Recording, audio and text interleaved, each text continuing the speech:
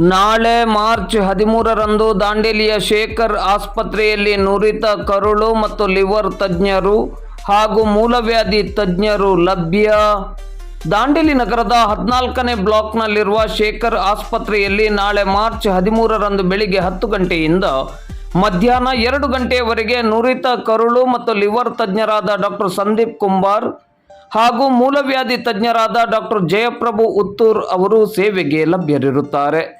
Doctor Sandeep Kumbar ಅವರು acidity, gas, ವಾಂತಿ ಭೇದಿ, ಮಲಬದ್ಧತೆ, ಮಲದಲ್ಲಿ ರಕ್ತ, ಪಿತ್ತನಾಳದಲ್ಲಿ ಕಲ್ಲಿನ ಸಮಸ್ಯೆ, ಜಾಂಡೀಸ್, ತೂಕ ಕಡಿಮೆ ಆಗುವುದು, ಹೊಟ್ಟೆ ಹಸಿಯದೇ ಇರುವುದು, ಕಾಲು ಬಾವು, ರಕ್ತದ ವಾಂತಿ, ನುಂಗಲು ತೊಂದರೆ, ಹೊಟ್ಟೆ ನೋವು, liver cirrhosis, digestive cancer, pancreatitis ಮೊದಲಾದವುಗಳಿಗೆ ಚಿಕಿತ್ಸೆಯನ್ನು ನೀಡಲಿದ್ದಾರೆ.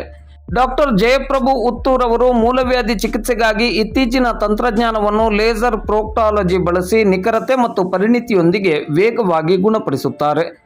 ದಾಂಡೇಲಿ ಹಾಗೂ ನಗರದ ಸುತ್ತಮುತ್ತಲ ಸಾರ್ವಜನಿಕರು ಇದರ ಪ್ರಯೋಜನವನ್ನು ಪಡೆದುಕೊಳ್ಳುವಂತೆ ಶೇಖರ್ ಆಸ್ಪತ್ರೆಯ ಮುಖ್ಯಸ್ಥರಾದ ಡಾಕ್ಟರ್ ಶೇಖರ್ ಹಂಚಿನಾಳ್ ಮಠ್ ಅವರು ಮಾಧ್ಯಮದ ಮೂಲಕ ವಿನಂತಿಸಿದ್ದಾರೆ.